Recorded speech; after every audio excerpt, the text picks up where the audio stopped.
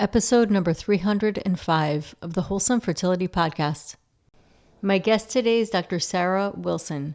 Dr. Wilson is the visionary founder of Advanced Women's Health, leading a healthcare revolution across Canada with clinics in Ontario and British Columbia. Overcoming her own health challenges, Sarah is dedicated to empowering women to reclaim their vitality naturally, merging research-backed expertise with her passion for naturopathic medicine. Welcome to the Wholesome Fertility Podcast.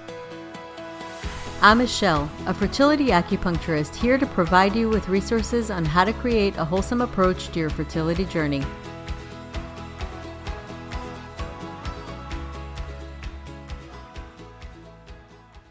Welcome to the podcast, Dr. Wilson. Thank you so much for having me. I am so excited. I just really can't get enough of sharing all of the information that women need about reproductive health and empowerment. So thank you for having me. Love it. So I'd love for you to share your background and how you got into the work with reproductive health.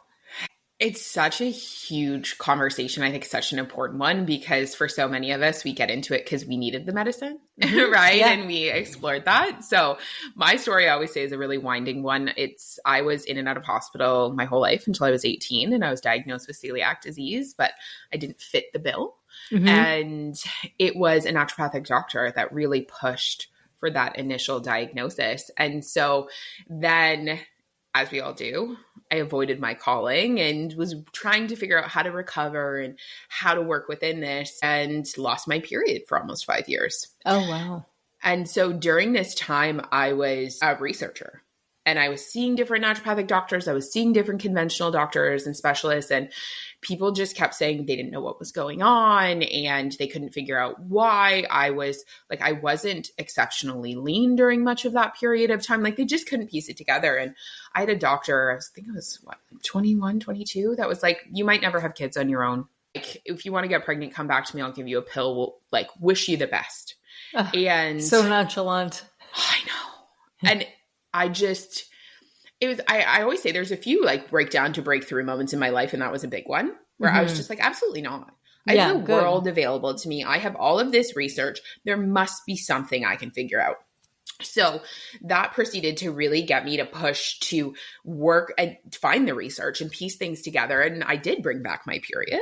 Mm-hmm. And then when it came back, it was exceptionally painful. I was passing out. I had been on birth control since I was 13 because of the amount of pain and heaviness. And so that's when it was like, okay, now we have to navigate this world of endometriosis and what that means. Mm-hmm. And now fast all the way forward, I became a naturopathic doctor. I have 2 babies with 2 tries. I do not live in chronic pain. And I'm just so passionate about taking all that research I had to figure out myself and had to bring into practice and navigate how to bring into practice to now be able to give that to patients across Advanced Women's Health clinics in Canada. So it's a very empowering end to a really challenging journey, which I think so many people listening have. Yeah, for sure. What I love about what you were saying is that knowing, that inner knowing, you're like, no, absolutely not. Like you knew it in your heart, because a lot of people hear that and then they're like, okay, I guess that's just my fate. And I love, I love when people are like, no, I'm not going to take no for an answer. I'm going to figure it out. And it's also an intuition. It's like your own intelligence within you telling you, no, there's more to look into. I had a similar thing, a little different, but similar. So what was it? Let's kind of go back just because people might be in similar situations with their period. Definitely. Listening to this. What was it that really caused the 5 years without period? Was it being on the pill for a long time? What was it that caused that? So I was my presentation of celiac disease was very different. I was 100 pounds heavier than I am now. Mm-hmm. I ate perfectly, I exercised, and I was obese. And so the brain is such a beautiful thing. Mm-hmm. And what I believe happened is that being obese going through puberty programmed my brain for what body fatness, quote unquote, I needed to have in order to be safe to have a baby. Mm-hmm. And so for most people, they lose their periods around 16, 18% body fat. I tend to hover around 23, 24.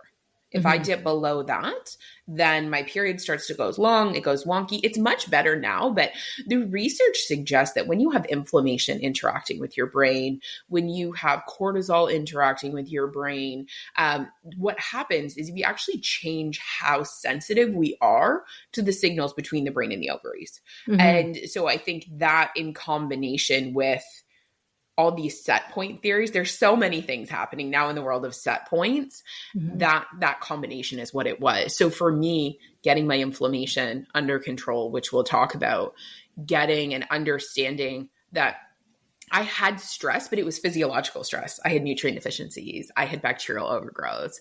I had inflammation. Like I had all of those pieces that were interacting with my brain and my hormones. And so I just needed to go through step by step. I needed to work on my gut microbiome. I needed to work on the nervous system component, but fundamentally I needed to understand that my body, the way it works and its sensitivity is at a slightly different point than other people's. Yeah, well, for sure. I mean, I think that that's really at the crux of everything, is that everybody has their own different set point and different, like, you know, responses. Their bodies respond to different foods, different environments, different stress factors, just so many things. And I think that that's the key. I often see a lot of people sometimes come in to see me and they're like, well, I'm taking this kind of like combination herbs that I saw online, or, you know, so, and that's one of the things that I really try to stress to people, is that everybody's so different. And so when you were going through that, you were uncovering it. Obviously you had a naturopath that you were working with. And multiple. Yeah, multiple. So you had a team. Yeah, absolutely. And I think I always say I'm the most energetic scientist you'll ever meet in your whole life. Like data informs every single decision. And then you sit in front of the person in front of you and you say, okay, what's their energy? Right? Like how do you need to build those things together? So yeah, I had a team. I had multiple naturopathic doctors try to work their way through it. I had OB-GYNs and my family healthcare team trying to help navigate it. And it was just, I was in the typical situation. I was in the situation that 90% of my patients are in. Everyone was like, you're fine. It's fine. Right. Your blood work is fine. Yeah. Right. That's, I think, even for me doing research, one of the projects I was on was we were studying metabolically healthy people, metabolically unhealthy people. We were studying them in lean and obese categories. And so the lab's going through and they're pulling all this data. And it was the first time that I'm sitting there going, okay, so we can have people that are metabolically very healthy and overweight, and we can have people that are very lean and extremely metabolically unhealthy. Right. And it was such a formative experience, because I remember sitting there going, the blood work, the way we're reading it right now, means nothing. Right? Like we need to be. There's so much more. It's just a snapshot. It's like a small little slice. And I think that that's something that I often see too, is that we make such generalized assumptions based on such a small little snapshot. And while that snapshot is very important, it's kind of a piece to the puzzle. Yep. It's not the end all be all. It's part of the whole picture. Exactly. And if we use a conventional reference range that's defined based on disease, like I think in North America, we've really lost the understanding that there's a line between health and disease. Like you don't just jump from one to the other, like long jump, right? It's not like I'm healthy today and tomorrow I have a disease. Like there's this spectrum of dis-ease as we make our way to a condition. And I think identifying patterns in labs and identifying tendencies is arguably more important than the snapshot itself. You're 100% correct. And so we have to look at that data holistically and say, how is that changing? How is that modifying over time? But also, I think there's so much research now where we can give people back the keys to the castle with that basic blood work, right? Even, for example, everyone has had what we call a complete blood count. We've had multiple of them. So that's a complete blood count, is when we're looking at your red blood cells and your white blood cells. And we're looking at the breakdown of those things. It's the thing you get when you walk into the doctor's office, you get when you walk into the hospital, etc. They're always just saying, what's your white blood cells? What's your red blood cells doing, etc. And there's two white blood cells called neutrophils and lymphocytes. They are just representing two aspects of our immune system that are fighting bacteria and viruses, and they're helping to support the system. But there is a ton of research coming out to show that the ratio between neutrophil and lymphocytes can tell us about the inflammatory status of the body. So if your NLR, as we call it, neutrophil to lymphocyte ratio, is higher than 2.5 or 3, chances are you've got an immunological underpinning to what's going on. Mm-hmm. And so for me with endometriosis, I was in the hospital a while ago now, and I was having a flare, and I was worried about ovarian torsion because at one point I had a 10 centimeter endometrioma. Like, it was very, very large. Mm-hmm. And it's not there now, but I just wanted to go in and make sure that there wasn't something happening because it felt different. And my NLR was 6.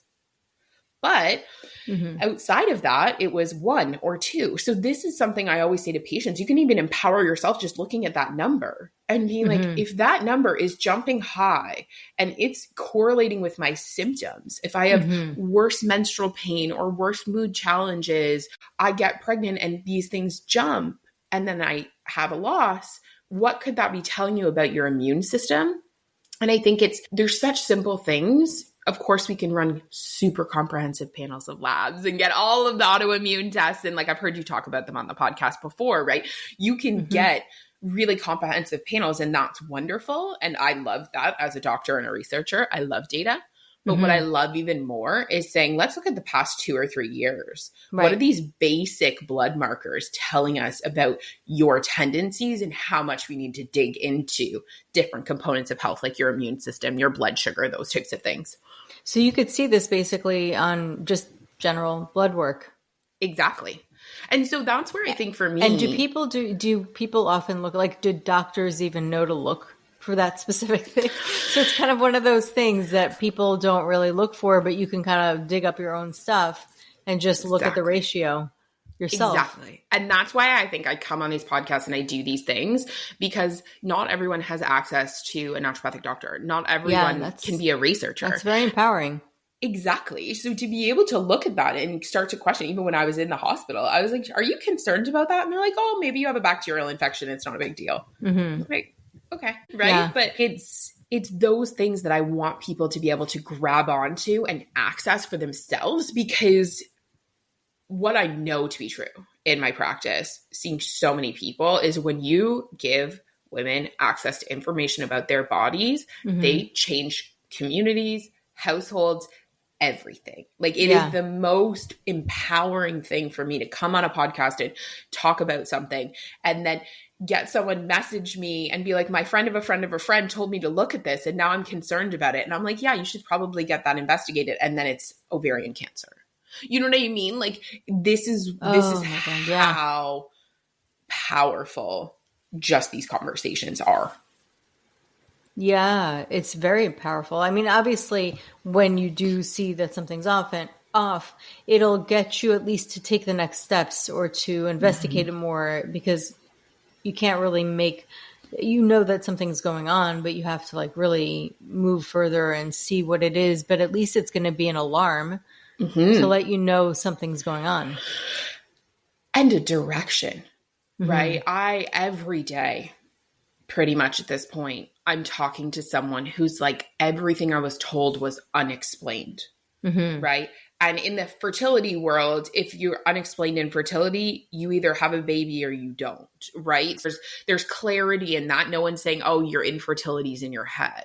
But in every other aspect, there's not those clear endpoints. And so if someone's dealing with chronic pain and they aren't getting investigated for endometriosis or some other condition, they can be told it's all in their head. So even if they can see on basic blood work 1 or 2 things that are off, it's like, go there, let's do this. And I think that's what's so exciting to me. Yeah, definitely huge. So talk about the immune system. So this is one of the things that you can look at, but I know that there's a lot of a connection with autoimmune conditions and the gut health and high inflammation and leaky gut. So talk about that, how people can look into it and how they can address it. Absolutely. So I actually also was a microbiome researcher at one point. Oh, awesome. Amazing though, but it's so important. It's so important. And even now, like post-pandemic, we've seen it so much more important because historically, what do we always say is 60 to 80% of your immune system lives in your gut. Okay. Mm-hmm. So there is within your gut, it's so interesting. Picture a PVC pipe, mm-hmm. right? On the inside, if there's Play-Doh, that's where the bacteria live, right? But that's actually outside of your body. Mm-hmm. And so that Play-Doh is either poop, in those of us who are lovingly chronically constipated, or it's the mucosal lining that the bacteria live within. So that's where the immune system is really, really critical, is within that putty lining. Mm-hmm. And so what happens is that immune system's job, because it's technically outside of your body, mouth all the way down to your anus is outside of your body. Its whole job is to say, are you a food and you're safe? Are you a bacteria and you're safe? Are you a virus and you're not safe? Are you a bacteria and you're not safe? And the whole job of that immune system is to sample and navigate. Do I need to kick off an inflammatory response or do I not? Am I safe or am I not? And so what we're looking at is when we start to have allergies and we start to have food responses and all these food sensitivities, when we start to have bloating and gas, changes in bowel movements, that's all telling us that our immune system either one, has identified a bacteria or a virus that needs to go and it's kicking off a response to it, or two, it has what we call lost oral tolerance. It has lost the ability to know between what's good and what's bad. Mm.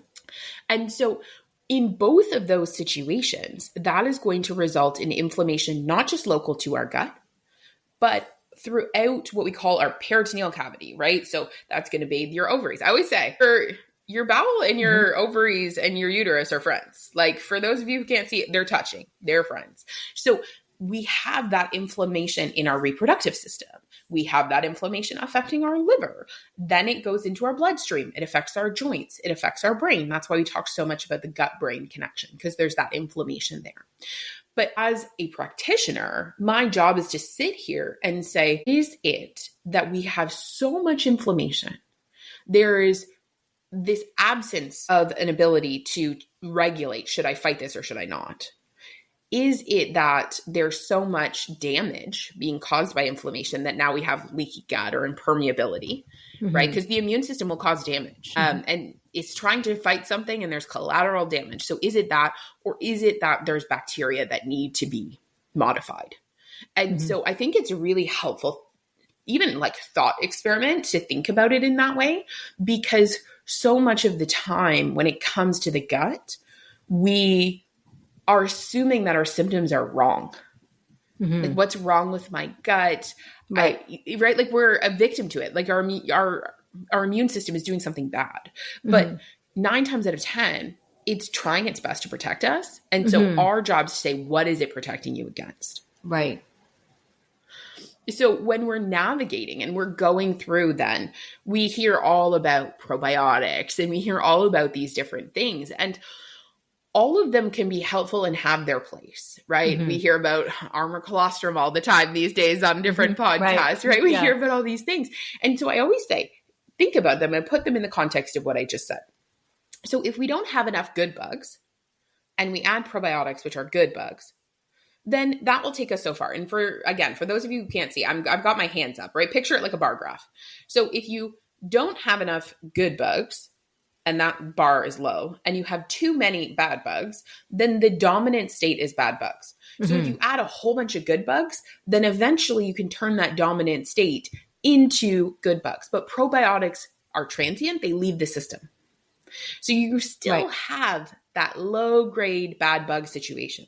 So this is where we hear about berberine, right? We hear mm-hmm. about oregano. We hear about black cumin seed. We're hearing so much about all of these herbs mm-hmm. now. Right. Because what they're doing is they're breaking down the bad bugs to allow the good bugs to grow, to repair the lining. So there's such a huge dance with the bugs in the gut and the immune system and how that affects the rest of your body. But what we know for darn sure is that there are overgrowths that are happening more than they ever have been before of bad bugs. Right. We're talking about things like SIBO, just that because that ultimately it starts to kind of go from like the bowels all the way up.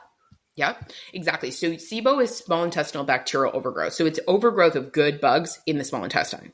Mm-hmm. We also have what we call SIFO, or overgrowth of yeast in the small intestine, because the immune system can't defend against the yeast. Mm-hmm. Then we have bad bugs and parasites, right? So this is where we hear an overgrowth of, I'll throw some names, but like Pseudomonas, C. difficile, Clostridium species, E. coli. We have an overgrowth of bad bugs in that situation. And those can be upper, but they can also be lower down. And so that's always what we're navigating, is saying, okay, if you have an overgrowth of good bacteria and you add more good bacteria, you're going to be the person who feels awful on probiotics. Right. You take them, you're gassy, you're distended. Okay. Unless they're spore-based. The SBOs are such an interesting conversation. Yeah. They're such an interesting conversation because most of the research is coming out of 2 labs. Mm-hmm. And so I agree to some extent, and I'm pensive. Okay, no, tell me. I want to hear it because I've always been told and I've always learned that spore-based probiotics, because they bypass the small intestine, they go all the way down to, the colon, and then they flourish and they change the pH and they make it so that it's more hospitable for the good bacteria to grow and not the bad bacteria. A lot of times there's like die-off symptoms and it kind of shifts, even though it's transient, it does shift the pH to create it where it's better for a healthier environment.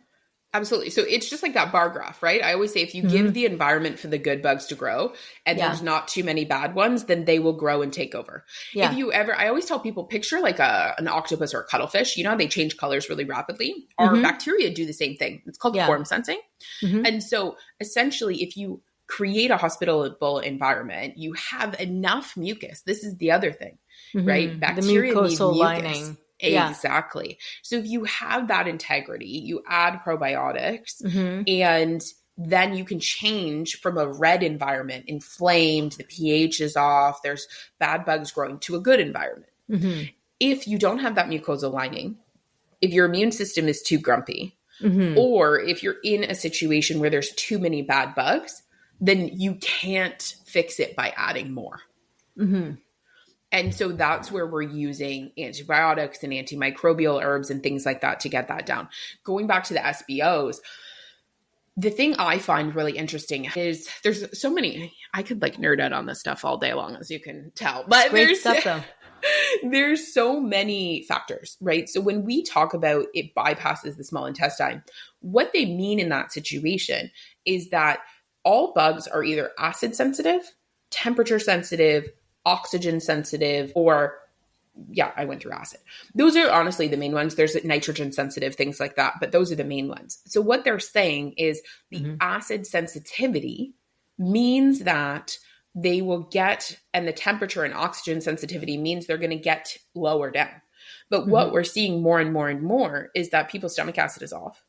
Their pH is off throughout their whole system. They have all kinds of, temperature sensitivity changes. And we have all kinds of changes in the hydrogen, methane, and oxygen levels within our gastrointestinal tract.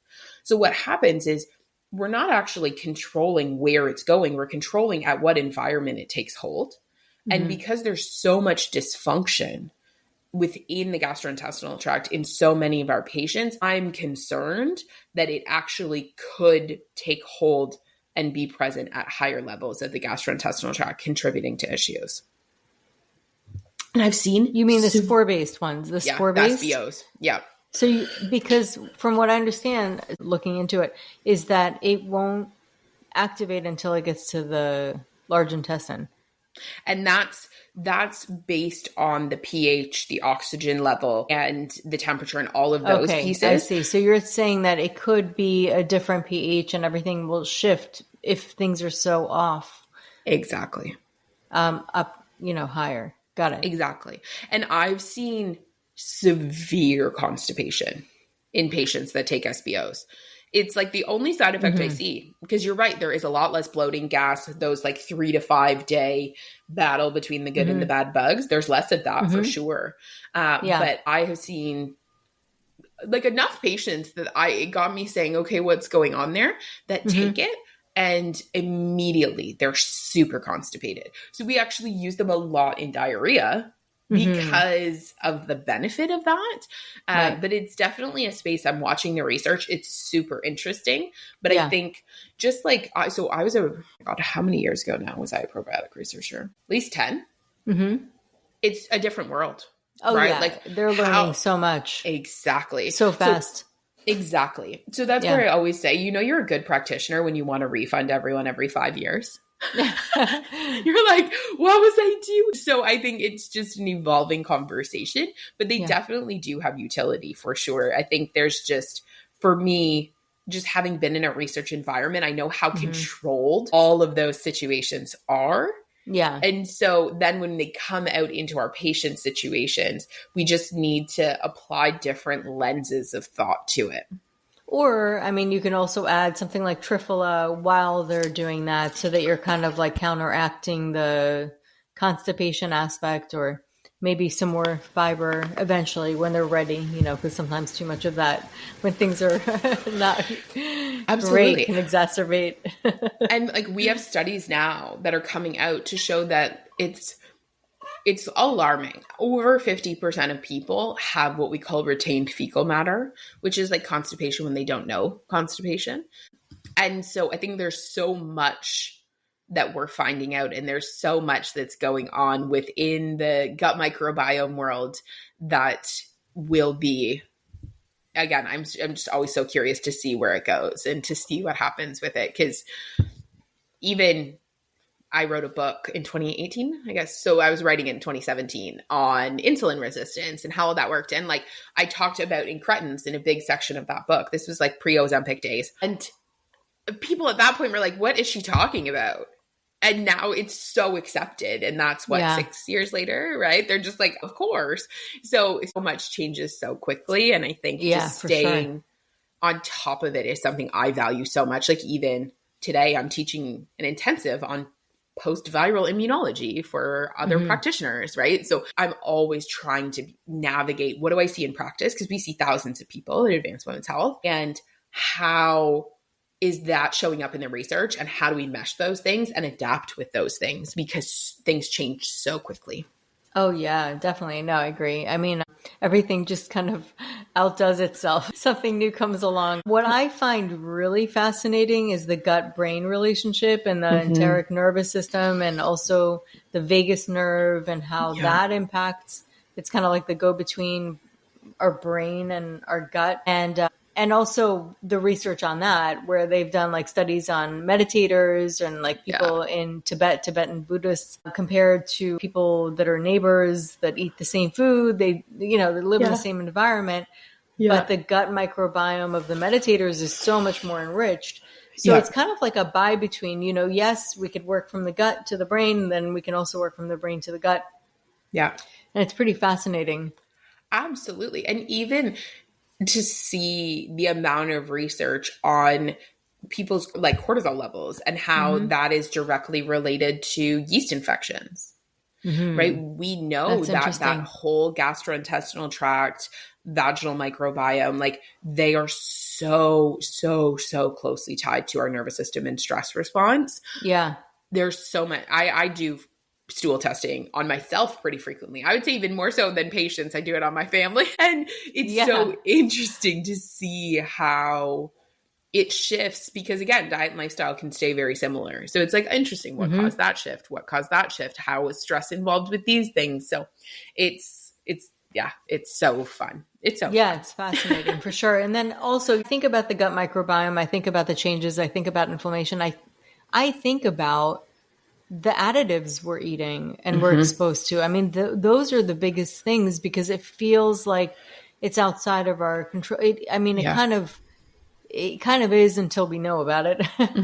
It's we go eat some places, we have no idea what they're adding, and we know that thickeners. I mean, there's so many things that can be added. We know that they can really throw off the gut microbiome. And that throws off inflammation. So it's kind of like an unintended consequence, because you're not most of us don't know that unless we're doing what we're doing and And then you're learn looking, about is it. there SLS in this? Is this disrupting my microbiome? Yeah, but that's what it is. And that's why when people say, I guess to simplify it, is just don't eat processed food as much as, try to avoid it as much as possible. Because even like the good kind can impact your gut. I mean, like good processed food, because of all of the excess ingredients that they add in there, that can really throw off your microbiome. That's why when people say just, I guess like if you want to say something that's more generalized, is more whole foods, that come from the earth, and also foods that are not sprayed with toxins, I mean, to try to avoid it. It does feel like an uphill battle. Patients are so overwhelmed, right? You're trying to eat whole foods, and then you look and they're like, okay, well, what about genetically modified agents? And then what about what's being sprayed on them? And I always say that in of itself is a stress response, right? So we talk about stress and then we make food such a stress. And so I always say to people, the reality is that you could probably do better than you're doing right now. And what feels reasonable, what doesn't feel overwhelming, right? And we'll actually sit there and go through and say, okay, I need you to eat a low insulin demand approach, because insulin is such a huge inflammatory compound. Insulin's the hormone that controls blood sugar, but it's like 75+% of us are insulin resistant in today's day and age. So it's huge, it's an epidemic. Yeah. So I'm like, okay, don't eat a ton of carbohydrates. I hate good carbs, bad carbs, but berries, all of those highly colorful fruits and vegetables, don't count them. Eat away, enjoy your life. I'm not talking about that. We all know we shouldn't eat as much bread. Deep fried foods are not helping anyone, right? Nope. The starchy carbohydrates, rice, things like that. We have to watch those things. We've built a culture creating addiction to carbohydrates. So you have to be careful of those things. But it's like, how can you add 2 servings of vegetables? If you can buy local and you know where they're coming from, rock on. Like, it's summer here right now. There's farms that I know do not spray anything, but they cannot certify organic because they can't afford it. Okay, wonderful. I can go there, right? Yeah. Buy frozen organic. It is pretty much the same price to buy frozen organic 100% as it is to buy broccoli right now, right? And saves my life prepping it. It is picked ripe. It is frozen right away. It is like there's benefits to it. So it's like, do that. Okay. Then we look at our meat. How or if you're eating meat or not, right? How is it being raised? Would you want to go visit that farm? Because if you would not feel good around that, then energetically that has an impact, right? What hormones are going into it? We look at those things. And the reality is, if you can't afford to make those choices, wonderful. That happens. What do we do to feel the best about the options that we have in front of us? Yeah. Fundamentally, I always say balanced blood sugar and nervous system that is stable, and you're not having anxiety every time you put food in your mouth because you don't know what's in it. That is going to take us almost just as far as micromanaging every piece and every ingredient. Whole foods more often, eat in a way that fills you up, that makes you feel good. And everything else from there is customizable. But I think I hear so many patients, they get so caught up in fresh, organic, like grass-fed, grass-finished, researching the farm, and then they end up at McDonald's. Yeah, that's not good. Because they're so overwhelmed, right? They're like, I'm just hungry. Yeah. And so I always say, like, a happy balance is always going to be the goal there. Yeah, no doubt, for sure. And your microbiome loves colors, and there's not many of those at McDonald's. So yeah, and variety, yeah, for sure. Exactly. Yes, totally. And then you were talking about like symptoms, even without a diagnosis. So the blood work is one piece, right? So even without a diagnosis, you can do complete blood count. You can do something called a C-reactive protein, which is a marker of gut inflammation, liver inflammation. You can do an erythrocyte sedimentation rate. These are blood markers. But I also say, if you are struggling with joint aches and pains, if you feel like you're just getting older, if you are dealing with brain fog, if you have pain with your periods that we have normalized so much as a society, if you have period poops, if you have PMS that is affecting your quality of life. Like, we have so many of these symptoms that we've been told, oh, I'm just getting older. I have aches and pains. Oh, I'm just bloated and gassy. It's not a big deal. I just have brain fog. I'm losing my memory, right? I can't remember where I put my keys.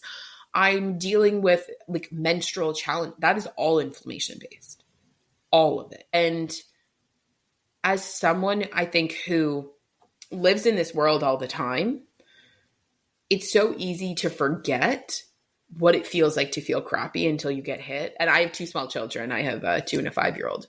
And so we're sick all the time, right? Like, it's just the reality. Daycare, school, people get sick. And it's so easy to just, again, lose track of what good actually feels like. And it doesn't include those things, right? You should wake up in the morning feeling rested. Right. Unless you have a child who has nightmares about monkeys, which happened to me. Right? But you should be able to sustain that energy throughout the day without needing food. You shouldn't have to compromise your activity and your work schedule based on pain and energy levels and your menstrual cycle or your digestion. And so many people are living in that state where they are. And so when you do have people that come in with inflammation, what are some of the ways that you address that? Absolutely. So my belief structure is there's only 5 to 7 causes of disease, right? So we go through blood sugar dysregulation and insulin resistance, the gut microbiome, immune dysregulation, we've got liver issues, we have nutrient deficiencies, the nervous system, and then we have the components of like cellular energy production, or what we call our mitochondria, right? Mm-hmm. So these are the components of health. And at the end of every piece of that, you're going to have stress response and an inflammatory response, which is what most people are dealing with in today's day and age, is they're struggling between that balance of stress response and inflammation. So my job is always going through those components and saying, which are the top 2 or 3 for you? Right? If we're talking about microbiome issues and the immune system as 2 key pieces, and then we say, okay, let's complement that with the nervous system because we just talked about that. If those are someone's top 3 pieces, then first and foremost, we have to go through and say, what are the biggest obstacles? What are your gut symptoms? Does that suggest that you might have an overgrowth of methane species? Right? Does that tends to be constipation, lots of gas that doesn't smell great? Is it suggesting that you have hydrogen overgrowth, right? That's lots of gas that doesn't necessarily have a smell. We can go through, pick those apart. Do you have a history of parasites, right? Do you camp a lot? Those pieces. We're using antimicrobials in those situations to try to create some stability. We're trying to understand how that's going to relate to blood sugar, etc. When it comes to looking at the immune system, there are key nutrients like vitamin D. If you don't have vitamin D at the right level, which most of us do not, that's a master controller of your immune system. So we need to have that in place. We also need to look at your viral history. So we know right now, research is showing that you can retain components of viruses for years. Mm-hmm. Right? We've seen that people have reactivation of chronic viruses, and those are directly affecting the lining of their uterus. They're directly affecting their ovaries and their whole pelvic health. So in that situation, we're saying, okay, what antivirals need to come into the mix, and what do we need, again, to look at from a holistic perspective? I know you've had so many people on here that talk about NAC and N-acetylcysteine and alpha lipoic acid and CoQ10. And oftentimes what they're doing is just helping with those inflammatory cycles, mm-hmm. right? They're helping to restore balance to that inflammatory pathway. And then the nervous system comes in because that affects blood flow. That affects your immune system's ability to do its job. And we say, what works for you? Is that nervine herbs? Right? That's where our valerian, our passion flower, our ziziphus come into the mix and are so beautiful. Is that going to be something where we're looking at meditation and walking and all of those pieces. That's really the approach I take, is I say, in those 5 to 7 different causes that someone could have, what are the most important pieces for them? And then we dig into it at depth to say what components, whether that's using blood work, whether that's using functional testing. Honestly, at this point, having seen as many patients as I've seen, sometimes it's instinct. You're like, okay, I think we need antimicrobials, some valerian and passion flower, and we need to correct the nutrient deficiencies that are present with respect to vitamin D and some of those antioxidants. We need to get enough protein, more colors, Bob's your uncle. But Right. I always say, health is so simple. And we have so much time and energy dedicated to making it really hard. And the more sophisticated I get, the more sophisticated the research gets, the more I go down rabbit holes, the more I come back to the same things. Right. And I think there's so much peace in that too, to know that, yes, I have a lot of patients with very chronic health issues, with very significant imbalances, but the body wants to come back to those places, and we just need to figure out which levers to pull to get it back to health. I love how you put that. It's true. It's just like, what are the levers to pull to try to help it do its job, what it wants to do, really. It's like its purpose.